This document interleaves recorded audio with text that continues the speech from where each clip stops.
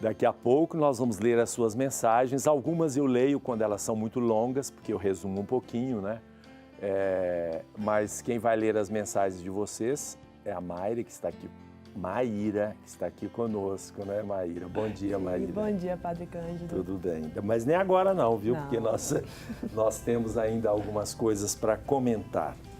Olha, Dia das Mães, né? Dia das Mães, coisa bonita, né? Mamãe tá me vendo, eu tenho mãe, tá muito bem, tá saudável, tá lá ela vai passar esse fim de semana, porque ela não mora aqui, mora lá em Santa Maria de Itabira, mas esse fim de semana ela está com a família, que está todo mundo morando aqui, então ela vai passar conosco aqui. Quando eu falo todo mundo, a maior parte. Tem um irmão que mora em Brasília e Curitiba, em 2 cidades. Ele mora em Brasília, trabalha em Curitiba, vai para Brasília. E tenho também o irmão que fica em Santa Maria. Mas os outros estão aqui, mamãe está, um grande abraço para ela. A mãe da gente, principalmente nós somos católicos, né? Quase todos recebemos a fé pelas nossas mães, desde pequenininhos. Eu me lembro, por exemplo, que um padre falecido, um grande amigo meu, padre Antônio Lemos, orionita, ele sempre dizia, recebemos a fé católica junto com o leite materno. Ou seja, aquela educação que as mães nos transmitiram desde pequenos. A educação para a fé, para a honestidade, para os valores, juntamente com os pais, né? Porque a gente fala Dia das Mães, mas Dia das Mães e dos pais também. Porque a mãe sempre está ligada na nossa educação, normalmente, né? Claro que a mãe pode criar um filho sozinha e pode fazê-lo muito bem. Mas agora estamos falando das mães. E, portanto, eu quero mostrar para vocês um vídeo da mãe, apesar da criança ser tão pequenininha, mas já vai educando nas palavras, na consciência, no sentimento de veneração, de respeito, de temor a Deus e amor principalmente. Vamos conferir este vídeo tão engraçadinho. Pai nosso, que estás no céu, Pai do céu, santificado seja o vosso nome, nome, venha nosso vosso reino, Brasileiro, seja feita a vossa vontade, vontade, assim na terra como no céu. meu céu. O pão nosso de cada dia nos dai hoje, Depois de hoje, perdoai as nossas ofensas, fazer capeta, assim como nós perdoamos eu vejo, a quem nos tem ofendido. eu é dividido. E não os deixeis cair em tentação, Tem sensação, mas livrai-nos do mal. jogar o pau. Amém. Amém.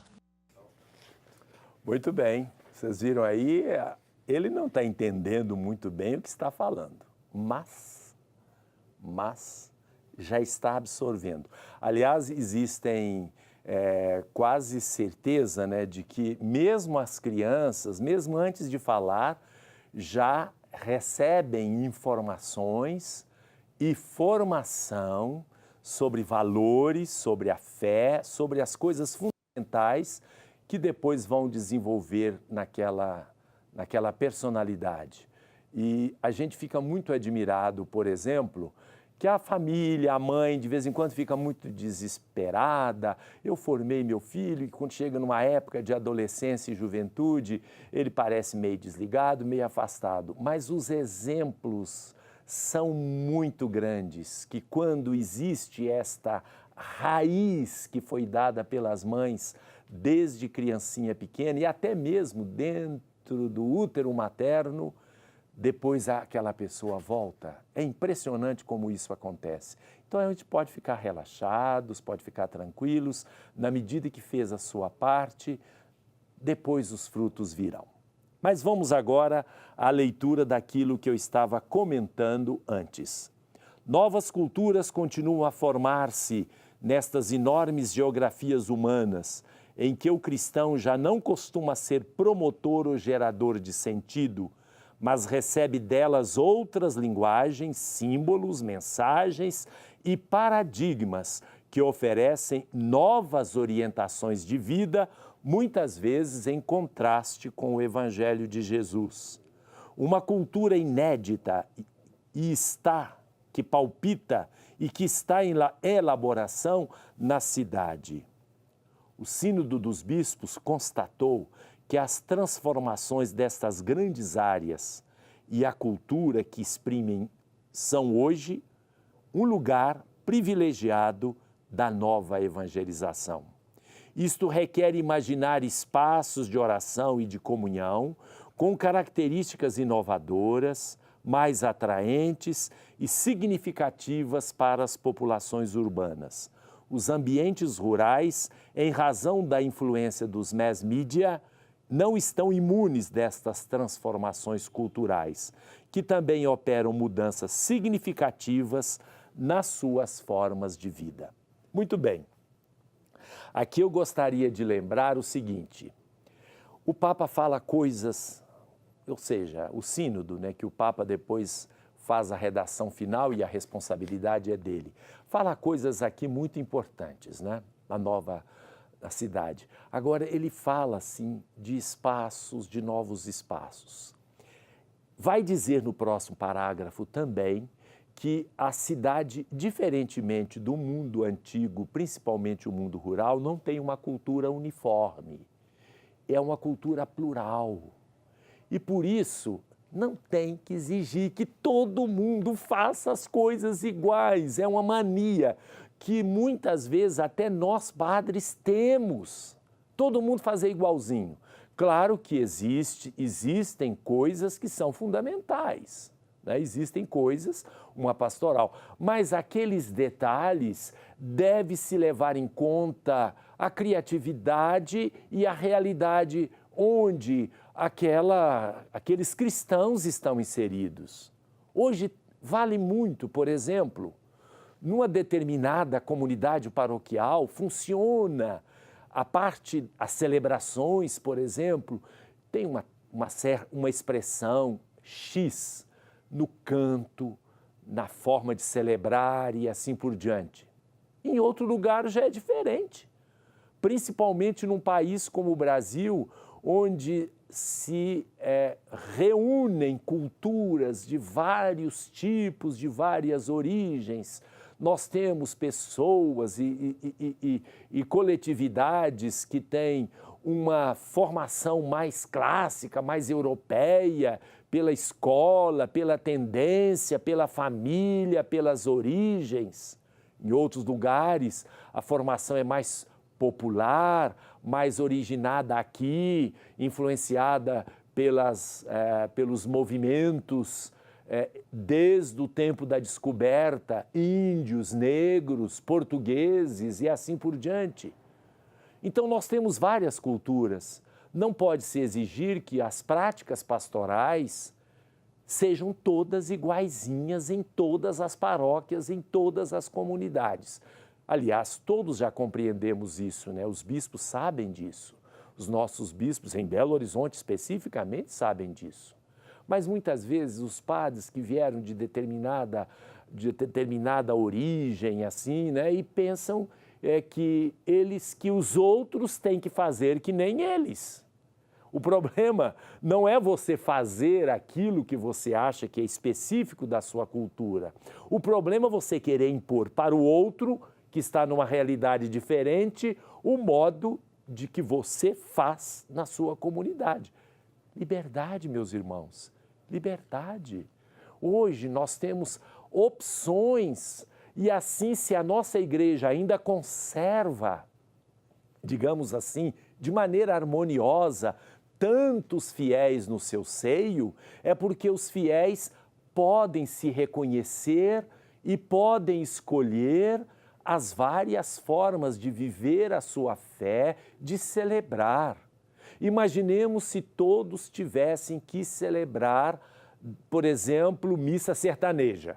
Tem que ser para todo lugar isso. Não, não.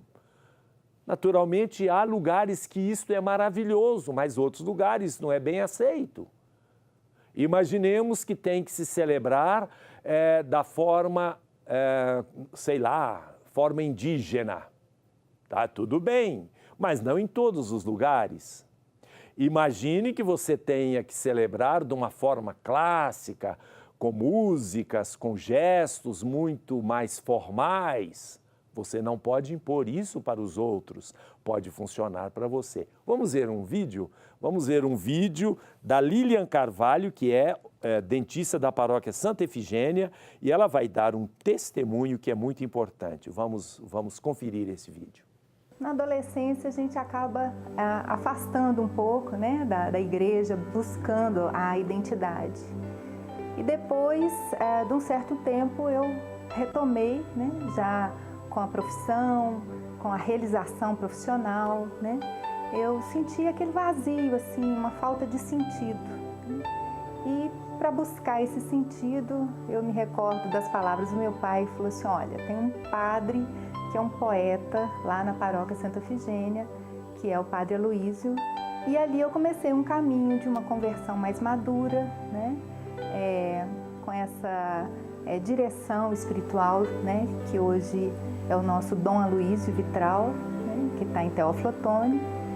E com a comunidade de Santa Efigênia eu cresci, né?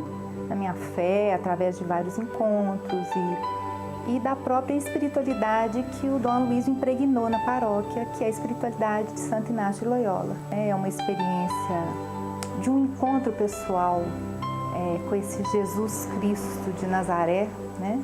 Então, não só aquele Deus divino, aquele Jesus divino, mas aquele Jesus humano, né? Que se encarnou, e todo o comprometimento que isso, né, traz para a nossa vida, para a nossa fé. Jesus trouxe um sentido para a minha vida em todos os âmbitos, né?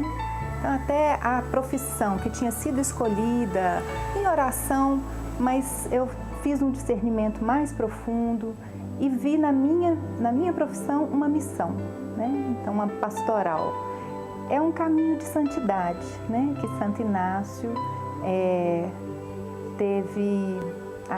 foi iluminado, né, pelo Espírito Santo e nos deixou esse caminho da santidade que qualquer um pode percorrer. Ele tem 4 grandes semanas, que não são semanas cronológicas, né, e que cada etapa ele vai trabalhando dimensões humanas, né, no sentido de estar convergindo tudo para a pessoa de Jesus Cristo. É assim um trabalho de oração pessoal, né, desse encontro com esse Jesus no Evangelho. E isso é que realmente transforma, né, porque a gente se deixa afetar pela palavra viva do Evangelho. Muito bem, parece que deu certinho, né?